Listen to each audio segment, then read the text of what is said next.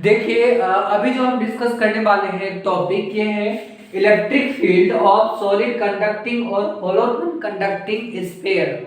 Sphere के बारे में इलेक्ट्रिक फील्ड हम डिस्कस करने वाले हैं यहाँ पे कि स्फीयर से इलेक्ट्रिक फील्ड क्या होता है कुछ डिस्टेंस पे। तो बट यहाँ पे हम बात कर रहे हैं electric field of solid conducting और electric field of solid conducting. यदि सॉलिड होंगे तो वहां पे कंडक्टिंग होंगे, यदि वो सॉलिड है तो कंडक्टिंग है, या यहाँ पे होल और नॉन कंडक्टिंग। ये इसलिए बोलते हैं कि देखिए यहाँ पे सपोज ये स्फीयर है, ठीक है ना। तो सपोज ये क्या है, सॉलिड है, क्या है ये सॉलिड है और कंडक्टिंग है। तो इसके चार्ज जो होते हैं ना इसके सरफेस पे होते हैं, इसके चार्ज कहाँ पे होते हैं, इसके सरफेस पे होते हैं, ठीक है ना। इसके अंदर में चार्ज नहीं होते हैं। जब ये क्या होता है सॉलिड होता है और कंडक्टिंग होता है। और यदि ये मान लीजिए होलो है तो होलो में तो अंदर में तो मटेरियल ही नहीं है, तो अंदर में तो ऑलरेडी चार्ज नहीं होंगे। अब हम बात करेंगे ये इसका क्या है, बोलिए इसका ये सेंटर हम मानते हैं, इसका सेंटर आर, इसका रेडियस आर हम मानते हैं, ठीक है ना। और ये सेंटर सी है इसका, ठीक है ना, ये सरफेस है। तो हम अब बात करने वाले हैं सेंटर पे, एट सेंटर, सेंटर पे। यदि मान लीजिए इस पे हमने क्या दिया चार्ज, इस पे प्लस क्यू हमने इस पे चार्ज दे दिया, ठीक है ना। तो यदि प्लस क्यू इस पे चार्ज हम दे देंगे तो इसके चारों ओर क्या होगा, इलेक्ट्रिक फील्ड होगा, इसके अंदर में नहीं होगा। तो ये इस तरह से हम देखते हैं कि इलेक्ट्रिक फील्ड एट सेंटर। तो सेंटर पर क्या होगा, सेंटर पर हम देखेंगे कि यहाँ पे इस ये जो आर है ना वो जीरो है, मान लीजिए ये आर क्या है, जीरो है। At centre r equal to zero, distance जो है ना वो जीरो है, ठीक है ना। तो यहाँ पे डिस्टेंस क्या है, जीरो है। यहाँ पे ये वाला डिस्टेंस, ये वाला डिस्टेंस हम बना रहे हैं, बट यहाँ पे क्या है, जीरो है। तो आर इक्वल टू जीरो, तो electric field at the centre पर क्या है, बोलिए ये सेंटर पर क्या है, इक्वल टू जीरो। अब हम बात करेंगे इलेक्ट्रिक फील्ड सरफेस पे, सपोज यहाँ पे, ठीक है ना। तो यहाँ पे इलेक्ट्रिक फील्ड या यहाँ पे पहले हम बात करते हैं अंदर में आर डिस्टेंस पे, कितना पे, आर डिस्टेंस पे, from centre to r distance यहाँ पे, ठीक है ना।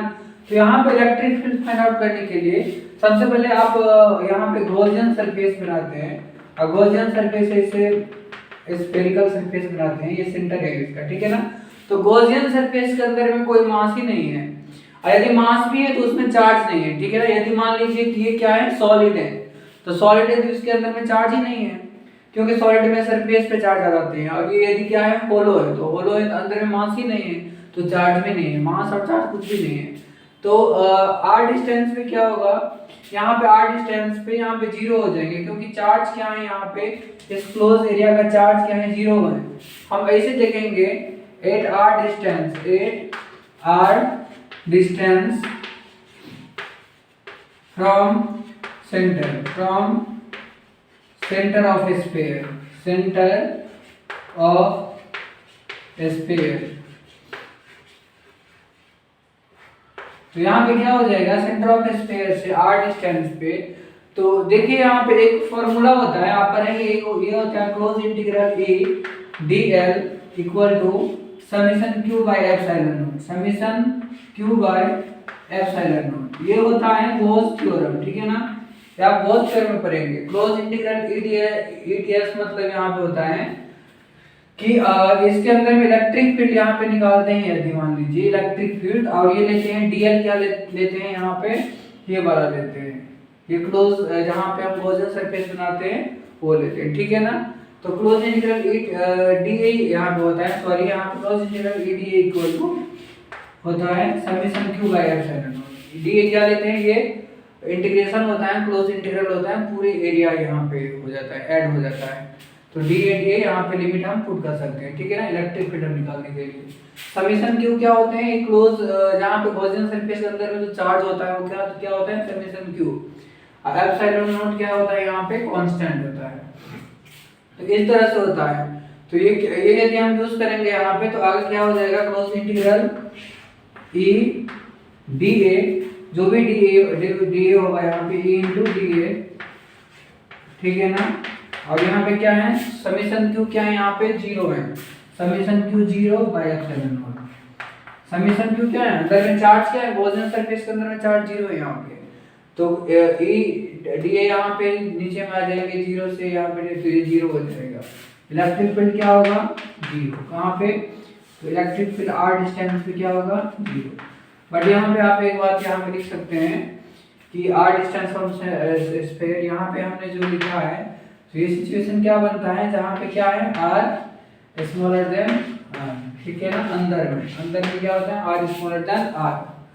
अब यदि हम बात करेंगे कि इसके बाहर में, ठीक है ना, तो बाहर में यदि बात करेंगे तो ये क्या हो जाएगा, यहाँ पे सपोज, ठीक है ना, यहाँ पे बात करते हैं ये, तो ये गॉसियन सरफेस ये बन जाएगा, ठीक है ना, गॉसियन सरफेस आप बनाएंगे यहाँ पे।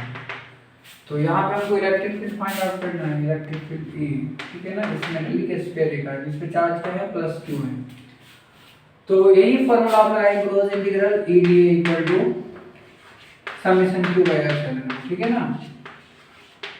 और यहाँ पे क्या हो जाएगा, क्लोज इंटीग्रल E dA, तो E इलेक्ट्रिक फील्ड आपको निकालना है यहाँ पे, इलेक्ट्रिक फील्ड, और dA यहाँ पे E डॉट dA होता है, तो D इलेक्ट्रिक फील्ड इधर है और एरिया भी इधर ही होगा, तो एरिया के बीच में कितना एंगल बन रहा है यहाँ पे 0 डिग्री एंगल बन रहा है, तो EDA के बीच में 0 डिग्री एंगल बन रहा है, तो EDA cos थीटा यहाँ पे हो जाएगा, तो cos 1 हो जाएगा। E इंटू DA क्या होगा, यहाँ पे एरिया पूरा हम जोड़ेंगे यहाँ पे, ये वाला एरिया, ठीक है ना, तो यहाँ पे ये सपोज डिस्टेंस क्या है स्मॉल r है, यहाँ पे स्मॉल r है, और आप लिखेंगे सेंटर, यहाँ पे हम लिख देते हैं 8r डिस्टेंस फ्रॉम सेंटर, जहाँ पर हम निकाल रहे हैं, और एक चीज यहाँ पे लिखेंगे r is greater than r। इस सिचुएशन में हम क्या निकालेंगे, ठीक है ना। अभी क्या हो जाएगा, डी ऐड करेंगे यहाँ पे, तो ये पूरा सरफेस एरिया क्या हो जाएगा 4 स्मॉल r स्क्वायर, और क्या हो जाएगा समेशन क्यू क्या है यहाँ पे, इसके अंदर में गॉसियन सरफेस के अंदर में क्यू है, और नीचे भी क्या हो जाएगा एप्सिलॉन होगा। अब देखिए यहाँ पे इलेक्ट्रिक फील्ड क्या हो जाएगा q by 4 by epsilon naught into r square, ठीक है ना, 4 बाय एप्सिलॉन नॉट, और 1/4 बाय एप्सिलॉन नॉट क्या होता है k होता है, ठीक है ना, इलेक्ट्रोस्टैटिक फोर्स कांस्टेंट होता है। तो यहाँ पे क्या लिख देंगे, electric field equal to k q by r square. तो बाहर में क्या होता है electric field k q by r square. इस टाइप से जो स्फीयर होता है ना, इसके अंदर में इलेक्ट्रिक फील्ड 0 होता है, ठीक है ना, सरफेस पे क्या होगा, तो k q बाय यहाँ पे r स्क्वायर हो जाएगा, कैपिटल R स्क्वायर, बाहर में क्या हो जाएगा k q by small r square. और यहाँ पे एक ग्राफ बनाएंगे, यदि आप इस तरह से ग्राफ बनता है, ठीक है ना, यहाँ पे क्या होता है कि इलेक्ट्रिक फील्ड और आप डिस्टेंस के बीच में ग्राफ बनाएंगे, सेंटर से लेकर के दूर जाएंगे हम, ठीक है ना, ये डिस्टेंस है, और यहाँ पे क्या है सपोज इलेक्ट्रिक फील्ड की हम देखते हैं, तो सेंटर तक तो 0 होता है, मान लीजिए यहाँ पे सेंटर है, सेंटर से कुछ डिस्टेंस तक क्या होगा 0 होगा, और यहाँ पे मैक्सिमम इसके सरफेस पे मैक्सिमम होता है, ठीक है ना, सरफेस पे हमने मैक्सिमम लिया, धीरे धीरे इलेक्ट्रिक फील्ड क्या हो जाएगा यहाँ पे घटता जाएगा, बाद में इन्फिनिटी पे जाकर क्या हो जाएगा 0 हो जाएगा। तो आप कुछ इस तरह से बनाएंगे, यहाँ पे इलेक्ट्रिक फील्ड है इधर, और यहाँ पे क्या है डिस्टेंस है r, यहाँ पे क्या है r equal to small r equal to क्या है यहाँ पे कैपिटल R, ठीक है, इस पॉइंट पे, और यहाँ पे क्या हो जाएगा electric field maximum, electric field centre E centre maximum होता है यहाँ पे, और धीरे धीरे ये रिड्यूस हो जाएगा, और यहाँ पे क्या होगा इलेक्ट्रिक फील्ड इनवर्सली प्रोपोर्शनल क्या होगा यहाँ पे r।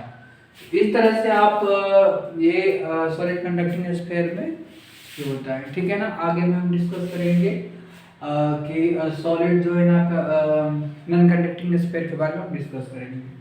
थैंक यू, इसको लाइक और सब्सक्राइब कर दीजिएगा।